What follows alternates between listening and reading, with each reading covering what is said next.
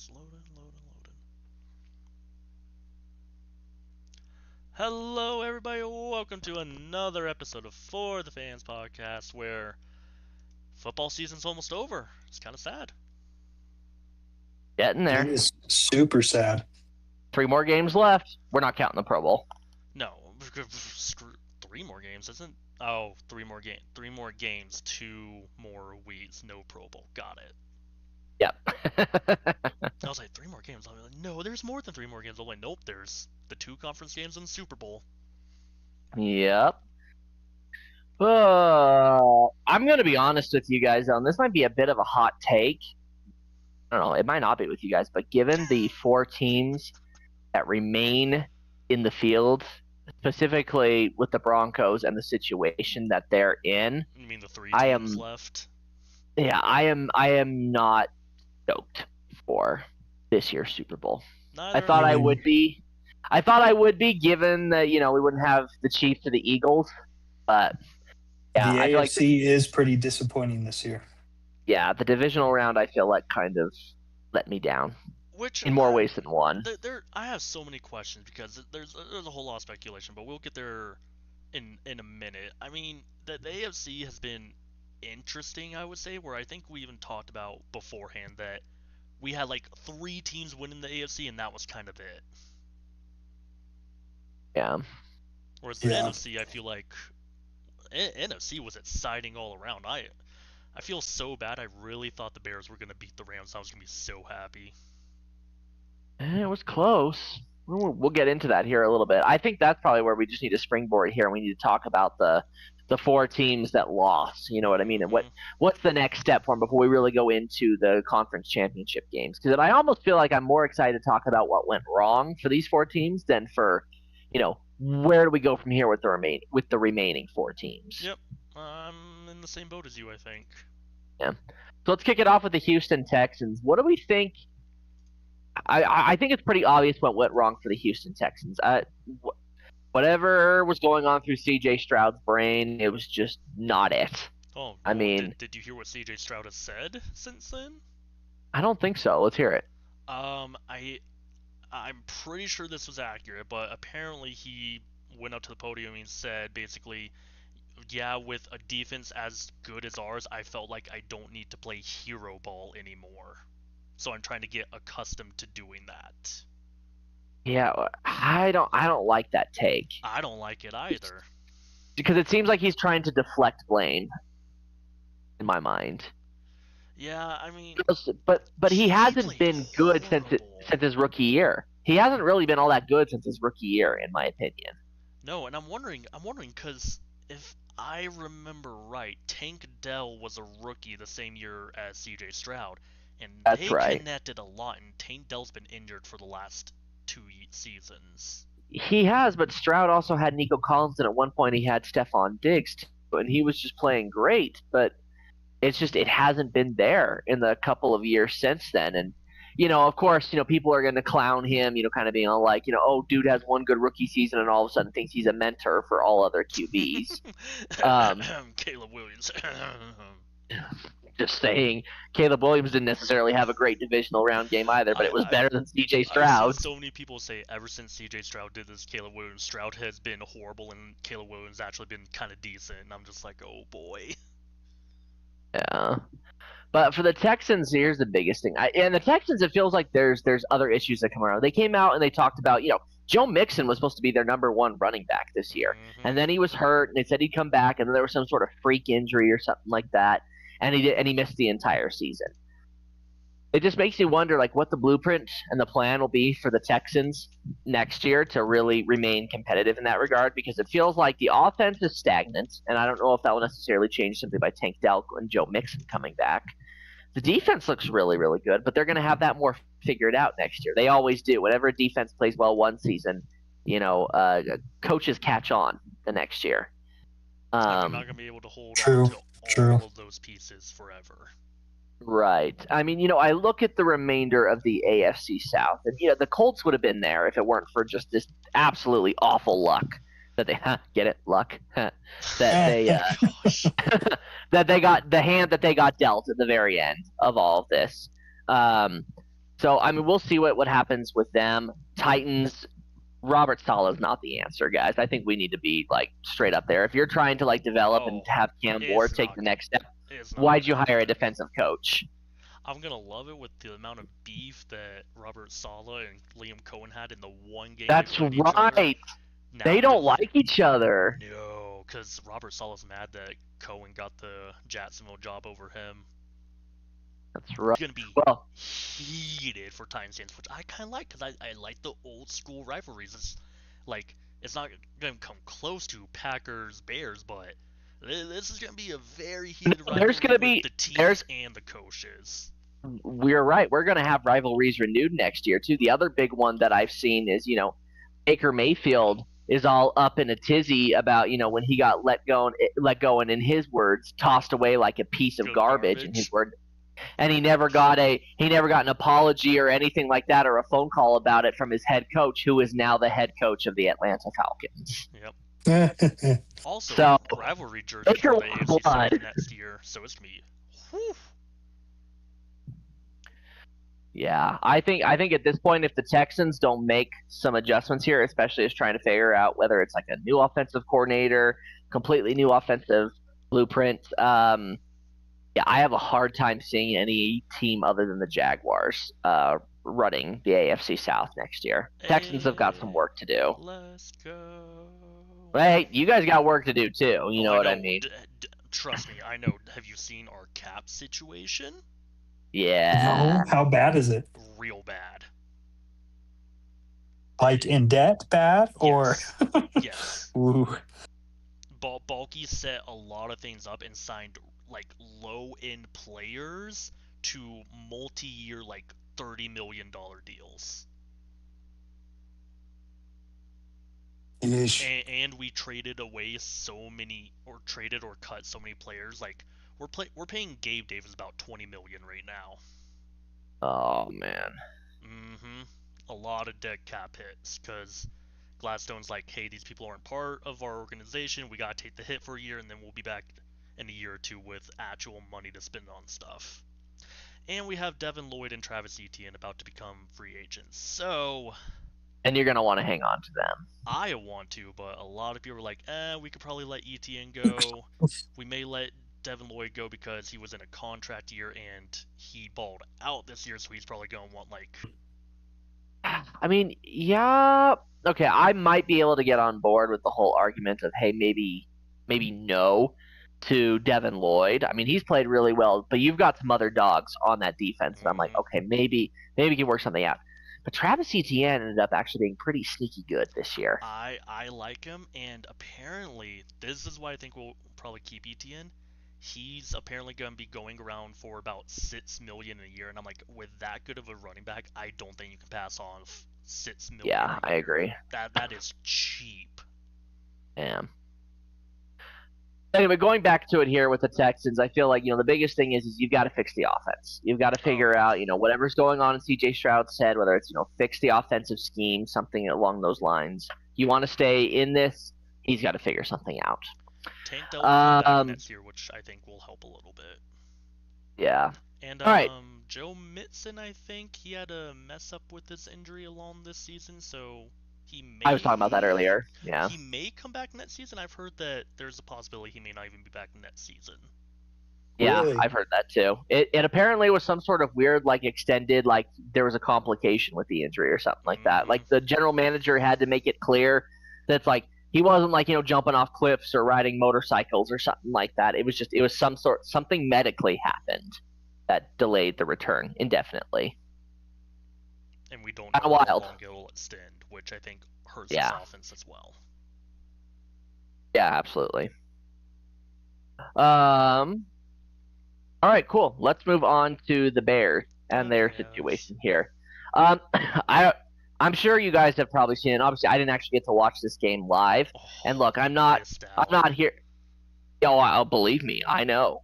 I know that, Caleb Williams obviously didn't have the best game. A lot of trying to play hero ball and stuff like that. But you guys have to admit that Hail Mary throw, that was a throw for the ages. But that was so cool. Lucky. Yeah, it was very gutsy. Like I cannot believe Cole Kmet was that open. Really, though. And he had double coverage. We were sitting Yeah. there like, what in the world? And immediately after the catch, both those safeties looked at each other and were like, I thought you had him. Like, definitely should Yeah. not have worked, but did because it was awesome. But So Yeah. I do have a question for you, McKay, regarding this game Yeah. and how it ended for the Bears. hmm Do you think DJ Moore gave up on that route where the interception happened in overtime? I that's think what it looked like. it looked like he gave up, but really what it is there was just plain miscommunication behind it. There's a clear lack of like full understanding behind it, and that's what it turned into. Yeah, I think I agree with you. I think it was a little bit both. I think it's mainly miscommunication, but Yeah. I was not expecting him to just kind of slow it down that much. Here's the way to look at it. If there hadn't been the miscommunication, there's a very good chance the Bears would have won this game. But Yeah. I'm here to say that I think the better team won that game. I do believe that the Rams were the better team in that Rams just game. struggle in the cold. They do, and I think there was a little bit of luck in that regard on their side too. Of in overtime, getting the interception and then just being able to basically put the game away. That was fortunate for them. They won't have to deal with that from any point further. Lumen Field might be a little cold with rain, but beyond that, then they'll just go to Levi Stadium. Good for them, right? Basically in their own backyard, if they make it that far. Yeah, as far as the situation with the Bears, a lot of people have been kind of asking me, be like, "Oh man, dude, aren't you so upset? Aren't you so choked up about it and stuff like that?" And the truth of the matter is, no, I'm not, because. And I think I've told you guys this. I didn't expect the Bears to be this good that season. I didn't expect them to win the division. I didn't expect us to beat the Packers in the playoffs. I didn't expect us to make it as far as we did with a first-year coach. I didn't expect Caleb Williams to take the steps forward that he has this season. Not saying he's elite. It's going to be quite a while before I say that, if at all. But there was a lot to be proud of for this season, and so the way it ended, I can't be that upset about it. This was not like the double doink season, because for that season, yeah, we may have won more games, but that ended in a lot more disappointing, you've got to be kidding me kind of way, because special teams had always been a struggle with Cody Parkey that year, and the defense kind of did everything that year. You couldn't really count on Trubisky that much that season either.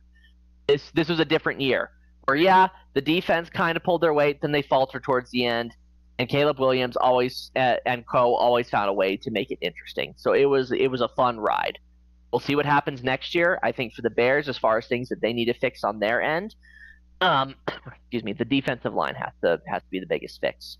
Now, do you address that in the draft or in free agency? Because I'm looking at cap space and I see that you guys don't have a whole lot of spending money right now. We don't, and the biggest way to do that is we have to restructure DJ Moore's and Joe Thuney's contracts. I think the biggest one that we can restructure is DJ Moore. Another part of that too is, and this is just an idea to consider, you could potentially put DJ Moore on the trade block. I don't necessarily like the idea, but the thing that we have to you can't hate it from the point of Caleb Williams' true number one receiver is Rome Odunze. And while there are wide receivers, Caleb Williams likes to throw to tight ends. He likes to throw to Kmet and Loveland. In fact, if anything, Colson Loveland might be the most reliable player for him to throw to lately. So if you get rid of, DJ Moore, I would hope that you can hang on to some other players, as far as wide receivers. Olamide Zaccheaus, he's not like an amazing wide receiver. If they sign him on a minimum deal, that's fine. But, they got Rome. And as long as Rome Odunze stays healthy, it's like, okay, we can make this work. That said, though, DJ Moore, the popular one that I see that would fix the D-line situation, this is just a popular speculation, if you will. No, well, there is talk about bringing Khalil Mack in just on a quick one-year deal, and not having him be a constant player, but there is talk about you guys that. Trading for him, everything was happy, and then you guys traded him away shortly after. I'm like, oh, that was sad.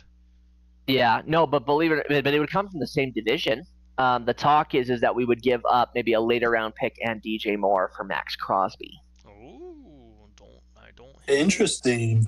Yeah, and I know some people are like putting up the trade idea, but it's like we would give up DJ Moore, a first rounder, and like a couple of future picks. Crosby's not worth that much. He's good, but he's not worth that. His back end.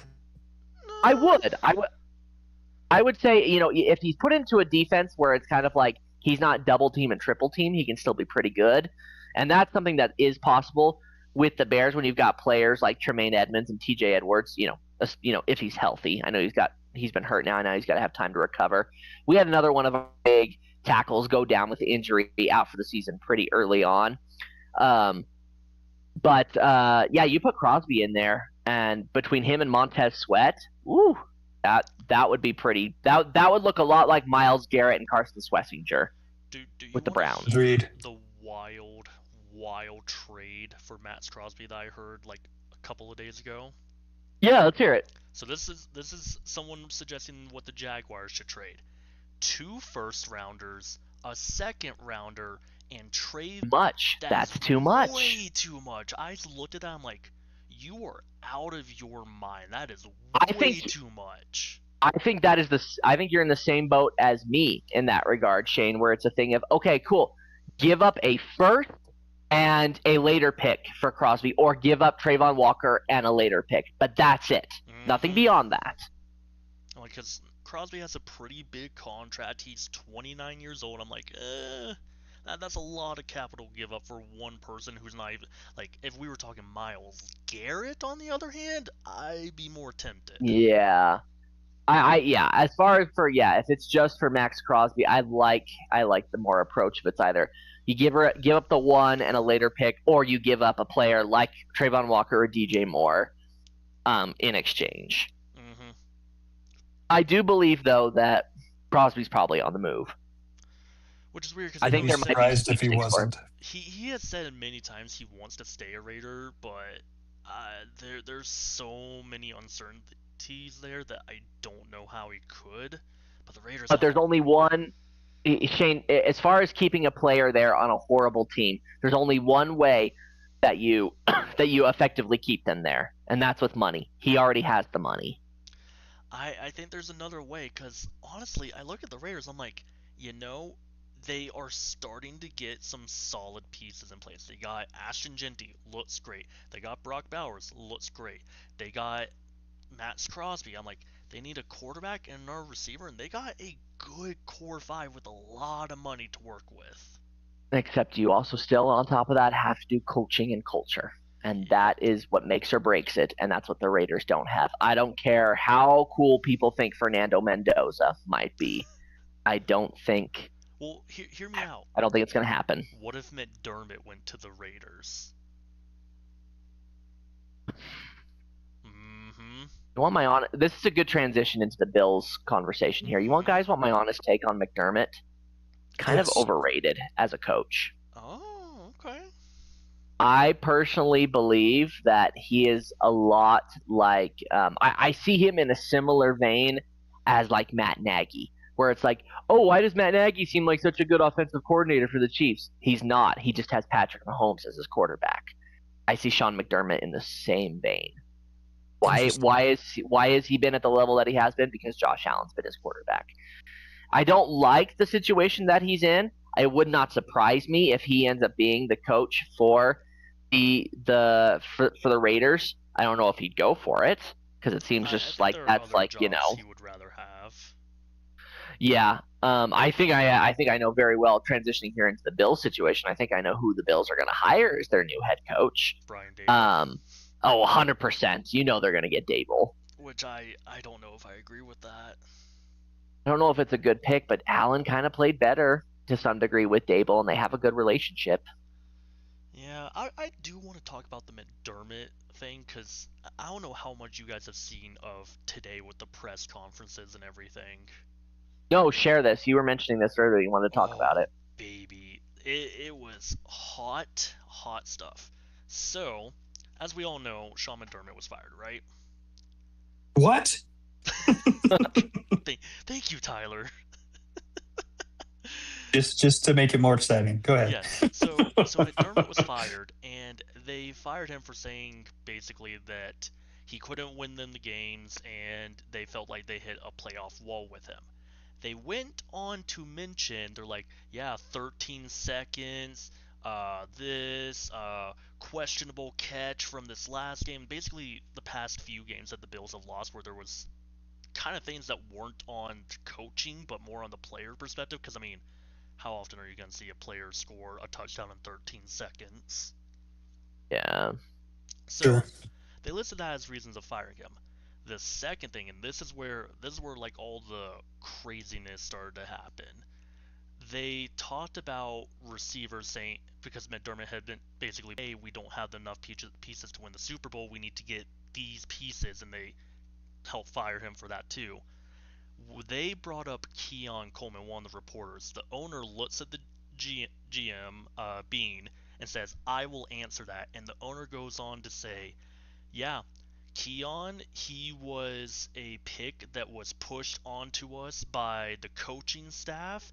We did not want to draft him, but the coaching staff really, they're kind of bagging on Keon Coleman Wow. throughout this. Jeez. This is I would assume crazy. he will be leaving the team in the offseason. Possibly. Here's where it gets real crazy.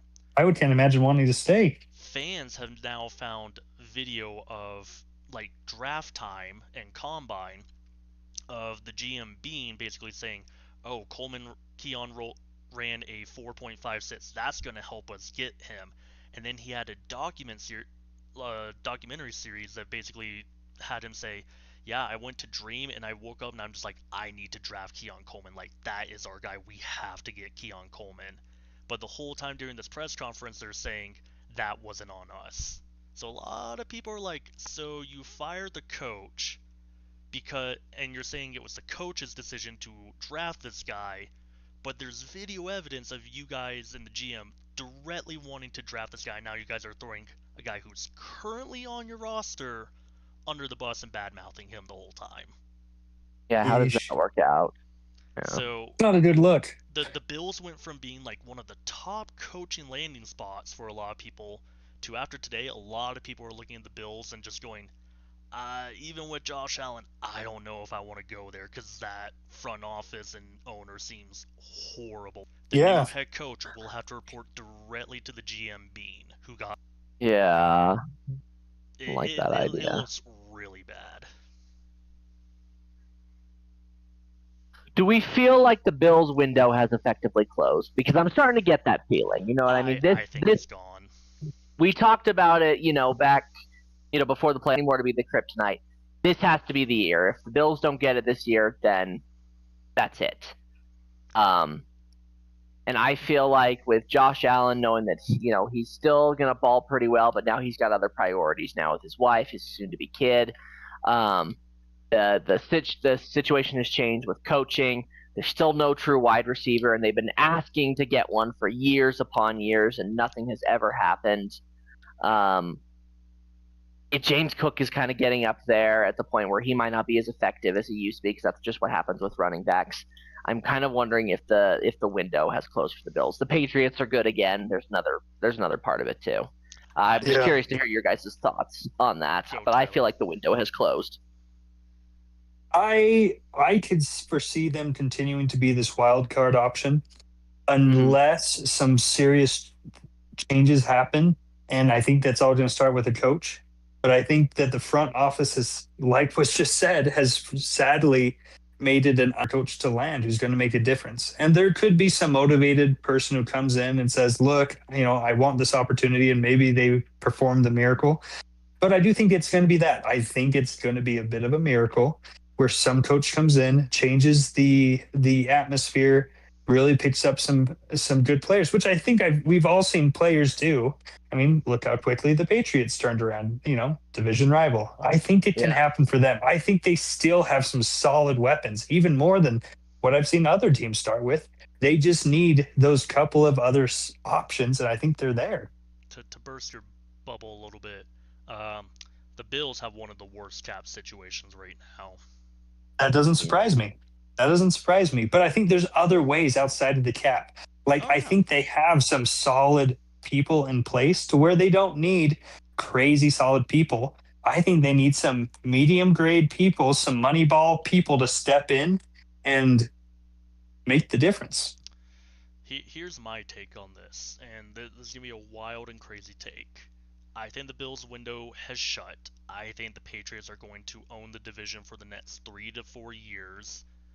And within 3 years, I think the Bills will trade away Josh Allen, and it wouldn't shock me if Josh Allen gets traded to the LA Rams. Because Stafford's getting too old. Stafford's getting old. He's gonna be close to Hollywood, and that's where Haley's gonna be as well. So it's all gonna work out so well, and I think it's a good time for the Bills to basically reset, get coaching, and just restructure their team because this window has closed. Interesting. I don't hate that theory. I don't know that I completely agree with it, but I don't hate it. Yeah, I'd agree with that. Like, yeah, don't know if I like it, but yeah. And then the NFC West will just continue to have 3 powerhouses, and then the Cardinals. Yeah. Yeah. And yeah, because I don't get much of a feeling, even with the new head of the Cardinals being able to turn it around. Which I feel like Kyler Murray's on the move here. Some team is going to pick him up, and that'll be that. My guess is it'll probably be someone like the Dolphins. Mm-hmm. All right, what about the Niners?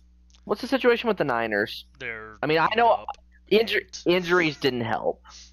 They're extremely injured, and I think CMC is past his prime, and people gotta let it go.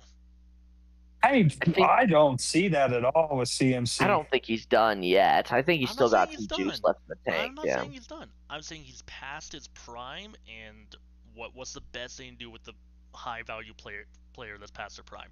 You try to trade them away and get some capital. They're going to do that with McCaffrey. I feel like they'd sooner walk away from Kittle than they would McCaffrey at this point. I agree with that. And yeah, but here's the thing. Kittle's probably not going to play another snap because he's injured and not coming back for next season, most likely. Yeah, Kittle might take a bit here. But, the other thing that they have to... Yeah, there's a lot of offensive questions for the Niners, to say the least, which is why they have to keep McCaffrey around because, Kittle is out for pretty much all of next season. Juwan Jennings is an agent. Ricky Pearsall only had 10 games last year because of his injury issues. And in their press conference officially today that they will be moving on from Brandon Ayuk. Yep, because they haven't heard from him is the crazy part. Yeah, he cut contact with them completely. They I think it was the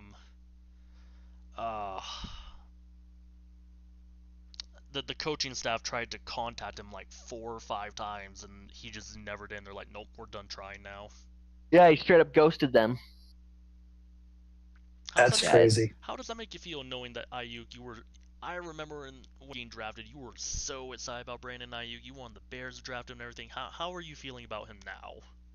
I mean, let's be real here, Shane. I don't know if you'll get a laugh out of this as much as Tyler will, but remember too that Vontaze Burfict and James Harden also came from Arizona State, and I was excited about them too. And now look what's happened with them. So, when you said Vontaze Burfict, I'm like, oh gosh, not that man. Yeah. So I mean, I really liked him in college too, and then of course he became a dirty player in the NFL. And James Harden, he went to the NBA, and he's, I know he's an MVP, but I don't like his playing style. So I mean, it's a thing of once they've translated to the NFL, it's a different story. It's a different story about whether I feel him or not. It's the same situation with Jaden Daniels. Jaden Daniels went to ASU, and I loved him while he was there. And then once he went to LSU, yeah, I wanted him to win the Heisman, and he did. And once he went to the NFL, I was like, well, he's not playing for the Bears, so I don't care as much. Speaking of which, I do despise LSU, though, because, yeah, Jaden Daniels ditched ASU to go to LSU. Well, guess what? So did Sam Levitt. I love LSU.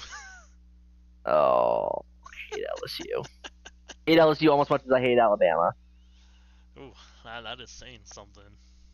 Yeah. I will say, I'm very curious to see what happens with Brandon Ayuk now, because he hasn't played this year. The 49ers are officially done with him. Does he try to go somewhere else? Like, I'm just very interested to see. Well, he's going to get released. He's going to get released no matter what. I don't think they're looking for a trade. I think they're just going to release him. Oh, yeah.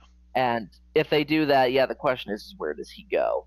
My guess is probably his best bet is Arizona. Go play for the Cardinals. Back in Arizona where he started. We'll see. We'll see what happens there. Yeah. The 49ers, the biggest problem is I'm going to say this, and I'm going to say this carefully because obviously I got a Niners fan in the house, but I don't plan on the Niners being too many players who have to come back from injuries.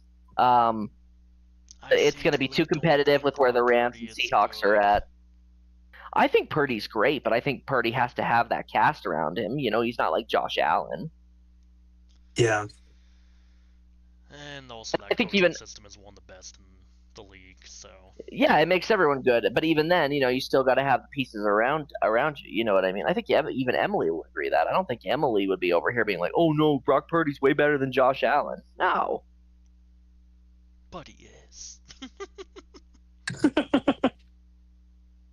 I feel like you look at these 4 teams that, do they have the potential to be back next year? I would say the first 3 that we've talked about, Texans, Bears, Bills, yeah, they do. Niners, not so much.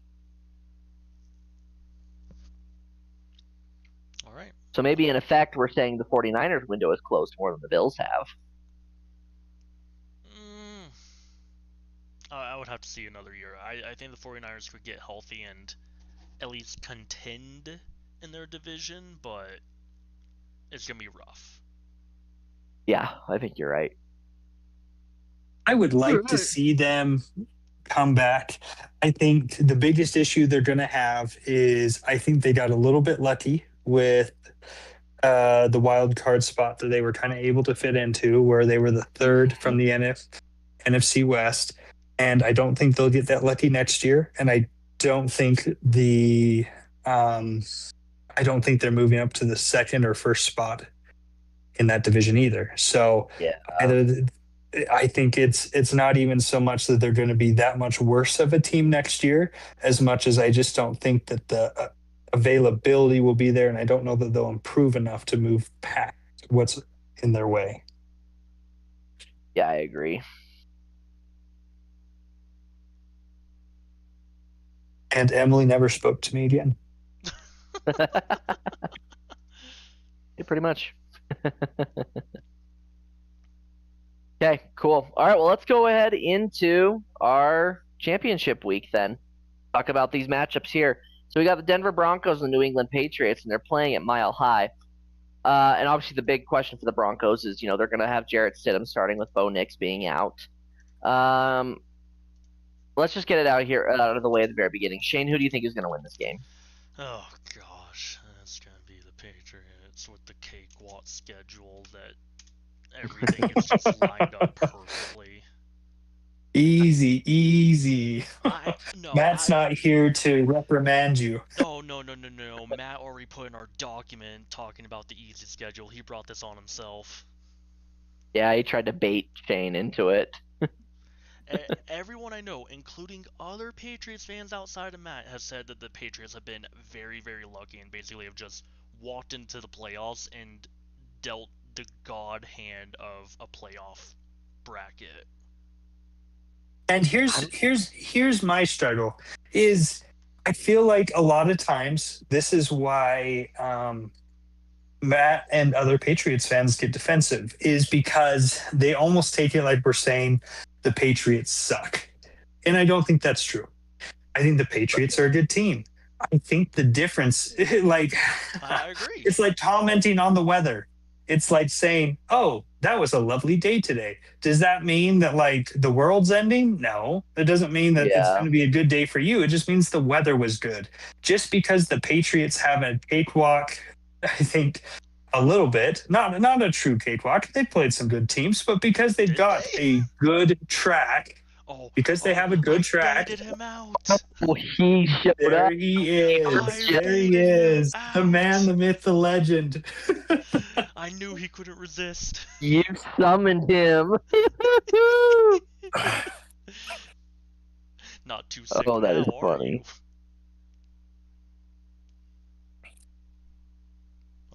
Oh, wow. Quiet about it. He's trying not to die at the same time because Matt is not feeling well. All I can say is lies. I mean, here is where I'm not saying the Patriots are bad. I'm not. But if you look at their playoff bracket, they went up first against the Chargers, where that game was ugly, and the Chargers had zero offensive line. 3 of the offensive linemen that were starting that game ranked dead last or second to last at the position. That is a horrible offensive line. I'm not saying that you guys didn't deserve to win. I think you guys should have won bigger. Then you go to the Texans. Texans defense was giving you guys problems, but that offense and CJ Stroud turnovers were just the kryptonite. But didn't we expect that in previous conversations that the Texans defense would step up? Yes. But I think if CJ Stroud doesn't turn the ball over 5 times, I don't think the Patriots would have won this. I don't know if I feel like where the Patriots are at right now, it is what it is. You know what I mean? I think it's a similar argument to be had with like, oh, well, the Bears didn't really play anyone truly. And then in the playoffs, it's like, okay, well, they're still finding ways to win until they didn't, that is, obviously. Which, I mean, you guys still almost won that. Right, excuse me. Dying over here, too. But I feel like it's a thing of I don't know. I'm taking a different approach. I don't want to rag on the Patriots too hard and say like, oh, it was an easy schedule or something like that. We'll just see what happens here. I think it's really the way, because I also look at all the other teams that, like say that, oh, they weren't dealt the hand of, the Broncos. Let's say Bo Nix was healthy. I'm going to be honest with you right now. If Bo Nix was healthy going into this game, I think I'd still pick the Patriots. They played Buffalo. I think I'd still pick the Patriots. They played you can't say anything, the coulda, woulda, shoulda with CJ Stroud and his and with the amount of interceptions that he threw, because that's just how it went.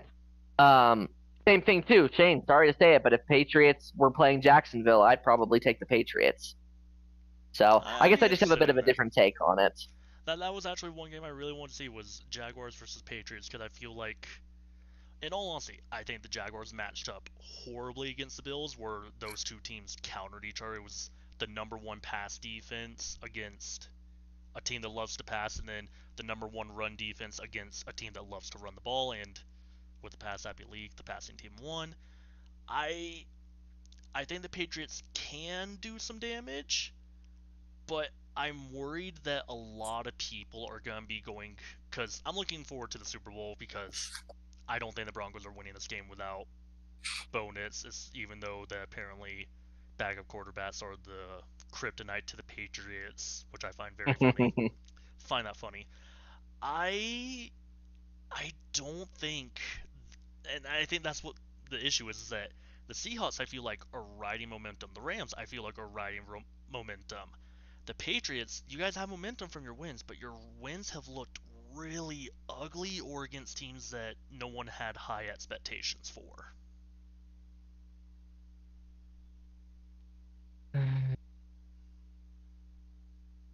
I broke Matt. I don't know. I feel like there's still a very, very good opportunity for the Patriots here, where they are playing well enough, and they're going to get this opportunity with this Broncos defense, and I feel like it's just setting up. I think their offense is perfectly capable. You say that like it's an easy schedule and stuff like that, but the offense still did just fine handling things against the Texans defense, and I think they do the same against the Broncos defense. And truth be told, that to that regard, let's say if it's a Patriots and Seahawks Super Bowl, which I kind of think it will be, I think it sets up the Patriots well for that one as well too. Seahawks got a new coach. They're going to run the one. So I got to interject and give my 2 cents worth. So, first off, does anyone know who has the second weakest schedule in the NFL this year? Strength of schedule. It was the Broncos. So much. I was going to say, wasn't it the Broncos? It's the Broncos at number 2.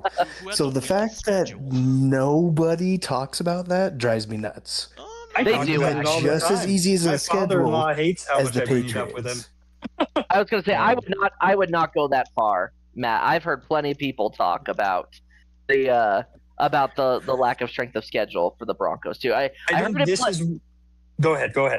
But just I'm gonna just say- saying, no one's using it as a crutch is the thing that I'm getting just driving me nuts. If I It's may like, interject here, I'm not I saying think that the Broncos have most the second of what- weakest. I Go think ahead, a lot Tyler. of what we hear these days, and I'm not trying to be a social media end of the worldist, but I wonder how much of what we hear is heavily based on, oh, you like the Patriots. You're going to see a lot more Patriots stuff. You're going to see a lot more hate for the Patriots. You're going to see a lot more love for the Patriots, you know?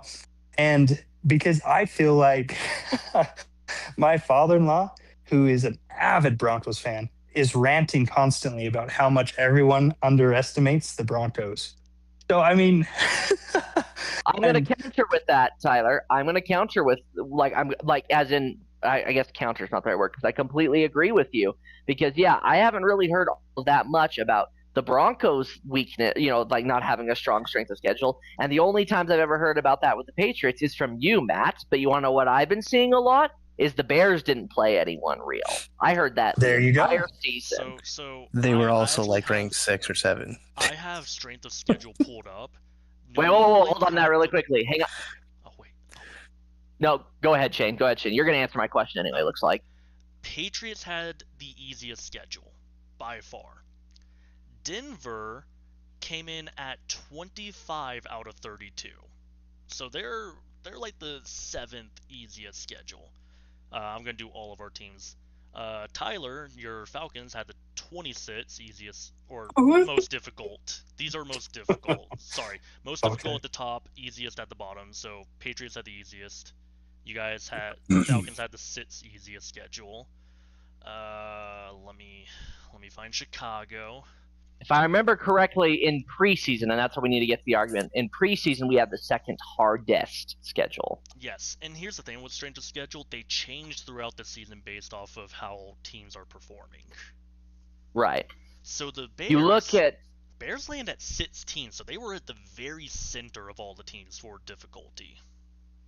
right, and with it did come with the dynamic of we had the second hardest schedule because our 3 division rivals all made the playoffs last season, and then we got the AFC North, which was supposedly supposed to be good, and then it absolutely was garbage. Mm-hmm. I'm trying to think what was the other division that we played. NFC East, which again, in the past, they're usually they're not good, but lately there had been some strength there. As far as the Cowboys made it a couple times, the Eagles were the defending Super Bowl champions, and the Commanders had made a run, and blah blah blah blah blah. And this is the one thing I've kind of had to swallow my my ego with this a little bit. But when we were talking about this at the very beginning, before the season even kickstarted, that was something that I was saying to my brothers-in-law when I was like, "Oh, Bears aren't going to make it because we have the second hardest strength of schedule and first-year coach, second-year quarterback. We're not going to be good." And they kept telling me, they were like, "Well, you don't know. That's just based off the very beginning of the season. It could completely change." And that's exactly what happened. So it's kind of a thing of it's like I don't really want to hear this strength of schedule debate. I think it's kind of just a cop-out across the board. I really do, because I feel like it's just like at the end of the day, you go into these matchups and the better team, that the team that wins will win is really what it is. So with that being said, I don't want to hear this whole, the Broncos deserve more respect or the Patriots deserve more respect. Shut up. Like at this point, it's a thing of, it's like you will get your respect when you win at that point. But will they? And if they don't, then they don't. Then will the fans and everyone admit that they were the best team of the year, either the Broncos or the Patriots, if they win the Super Bowl? How could we not? How could they not?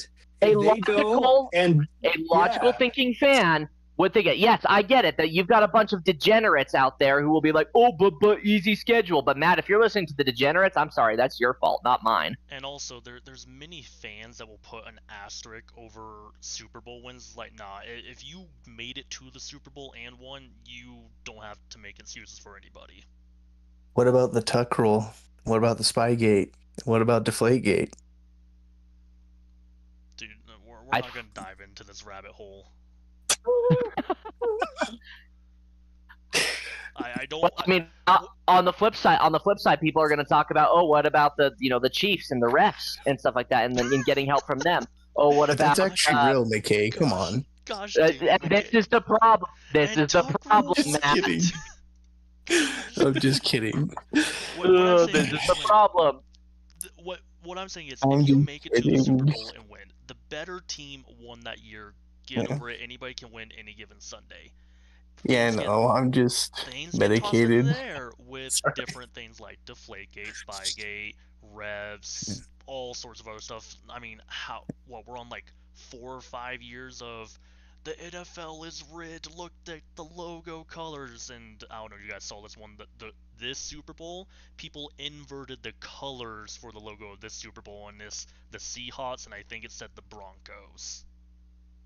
Yeah. It's a thing of the goalpost will continue to get moved unless it's for your team, and that's just the world that we live in and the bias that we have to deal with. Yeah. And that's No, why I think it's very important about keeping an open mind about the situation, which is why I try and focus on that.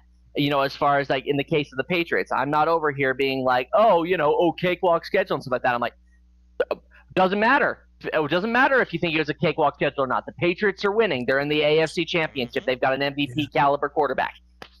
What more can you say?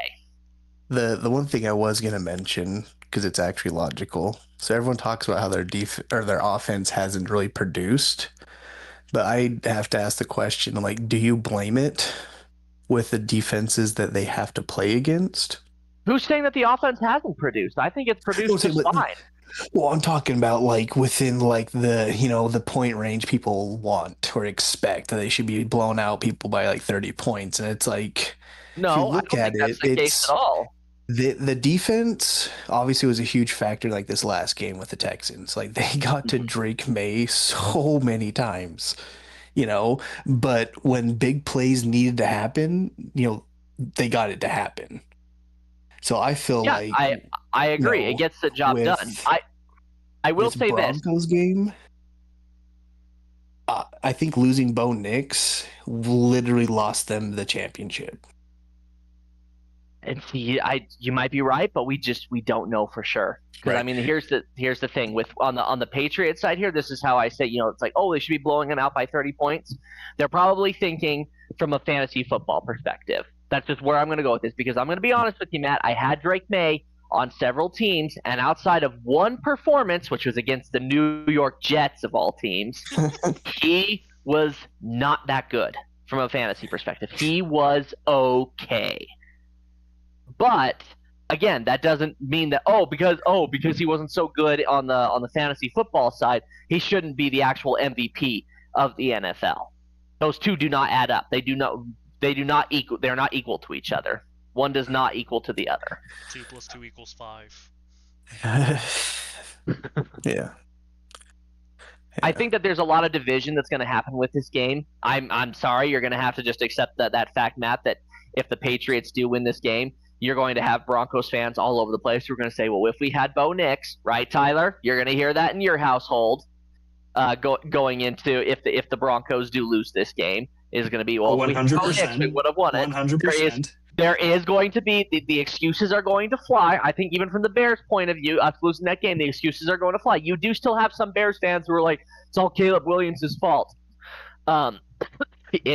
It just is what it is. You're always going to hear those excuses. And alternatively, on the other side, if the Broncos do win this or something like that, then the Patriots are going to be like, oh, Sean Payton bounty gates. Like, I've already heard it. I've already heard it start up. Boy.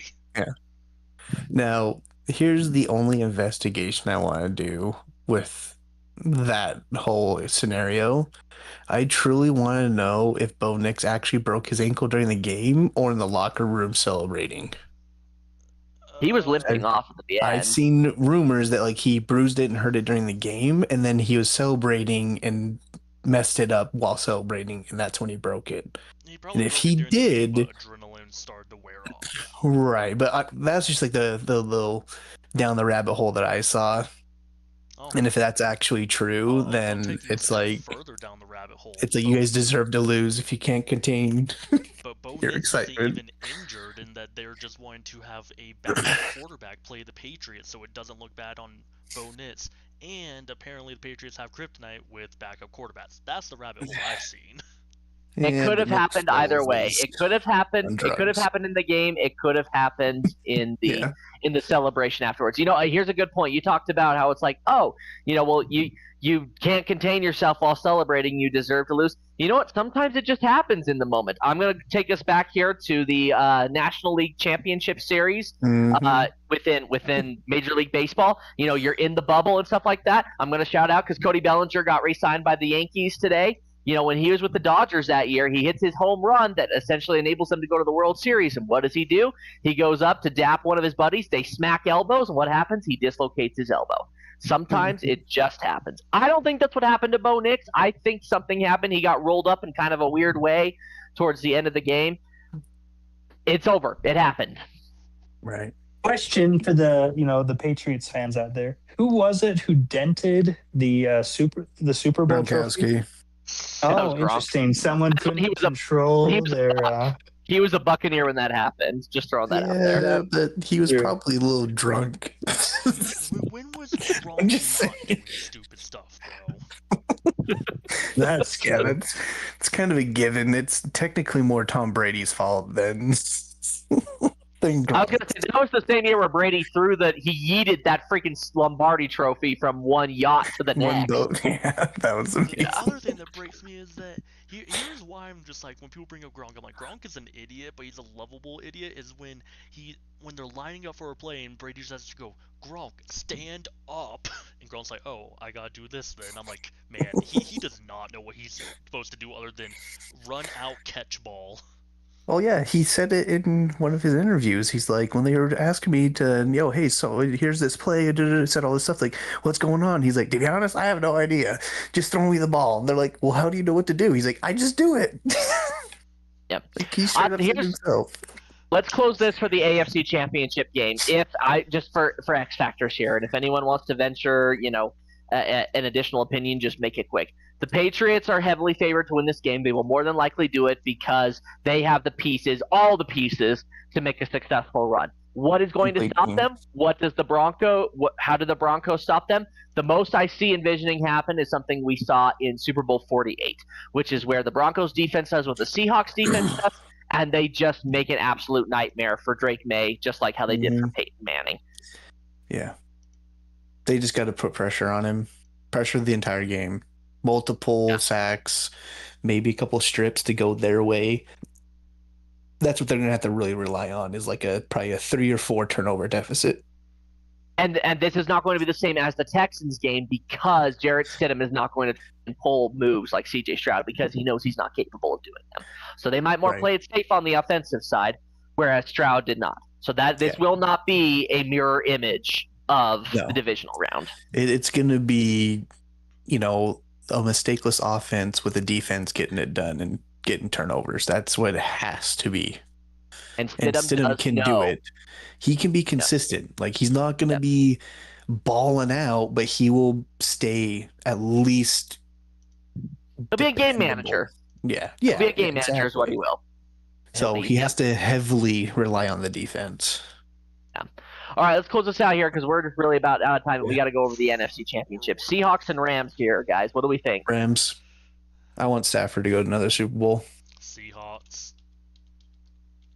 I got the Seahawks. I don't like it. I think I'd rather have the Rams. I think the Seahawks just look too strong. Yeah, Seahawks are looking real good.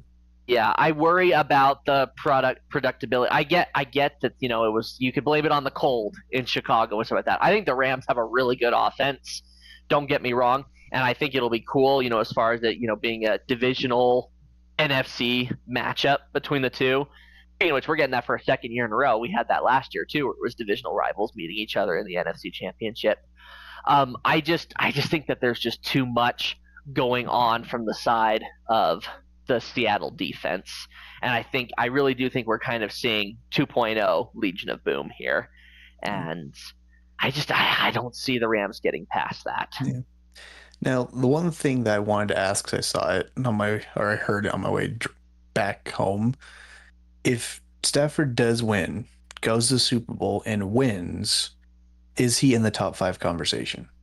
No.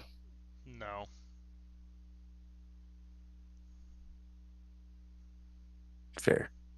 How come we've never really? I find it very interesting that we're even talking about Stafford now as an MVP candidate. I know that he's played well, but he always plays well, just, though. That's the thing. Like, he's always on the higher end.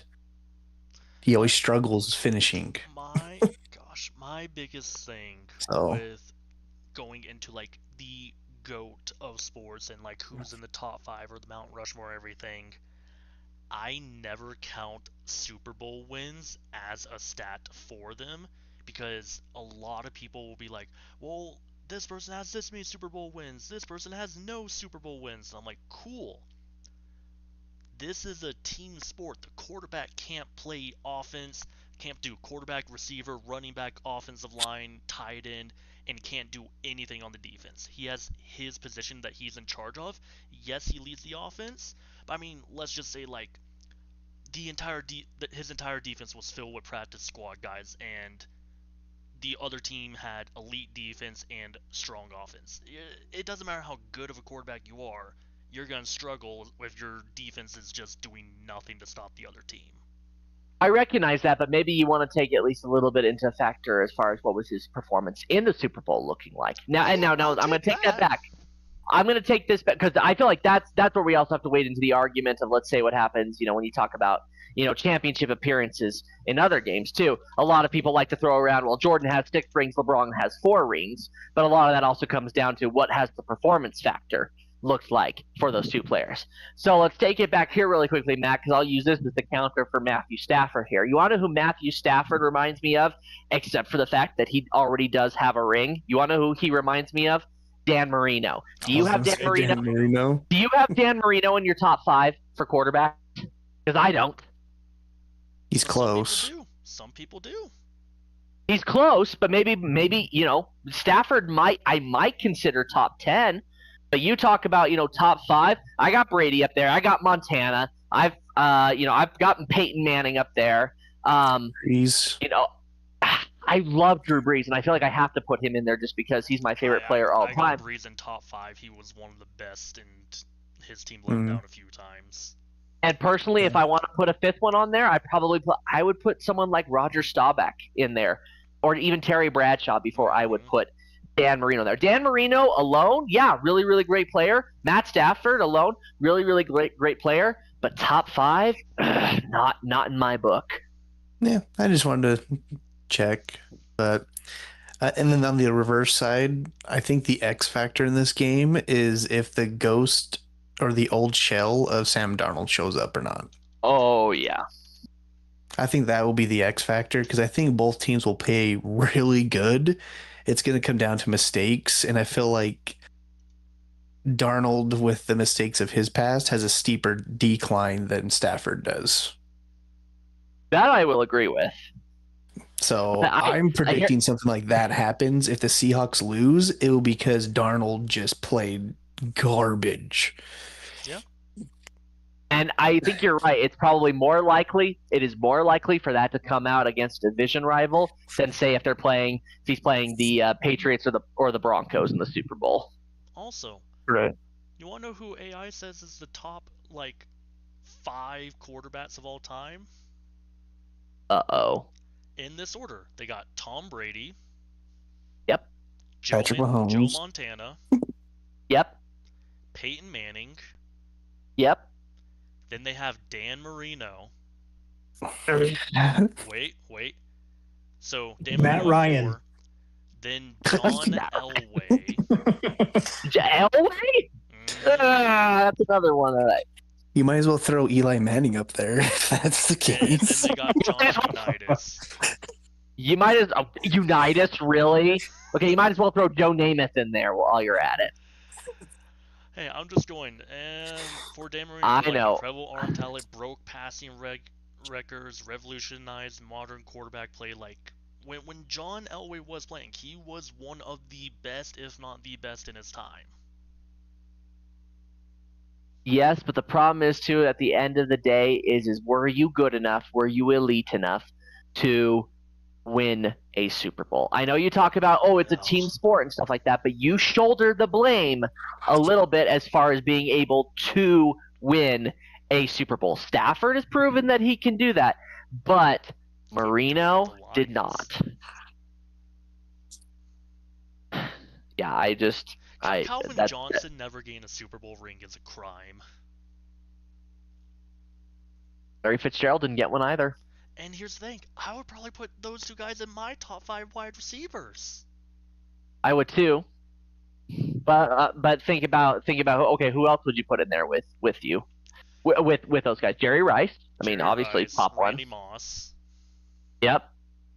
Oh, there's another one. Hines Ward, No. Marvin Harrison. Antonio Holmes. I love Harrison, but I don't think he would be top 5. It gets tricky, is really what it is. It gets tricky, and it all comes down to being subjective.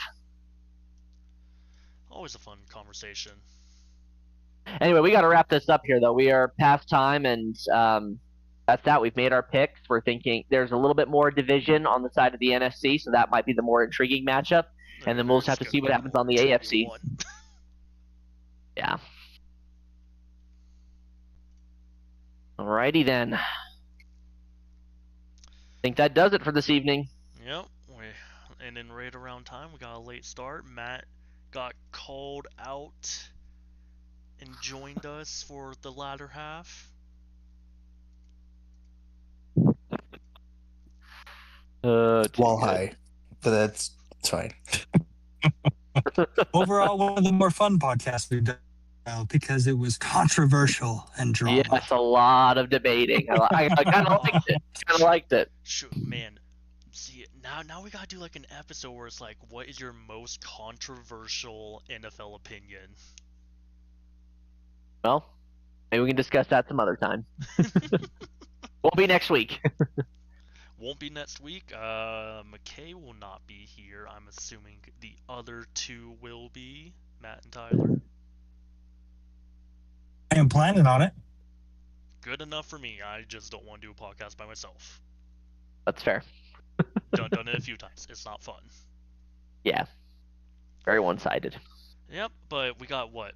We probably only have 2, maybe 3 more episodes left because we got next week. We got before Super Bowl because we're gonna probably skip Pro Bowl because we don't really care about. We always do. So we really at this point we probably won't even have a podcast episode next week, but we will have 2 more. One before the Super Bowl and one to kind of recap, and then that's it for this season. Well, we'll see if we do one next week or not. You do our bulk of our work, and with only kind of recap, I think we could possibly even skip next week. Yeah. We will discuss it in detail, though. Sounds good. Well, with that, good night, everybody.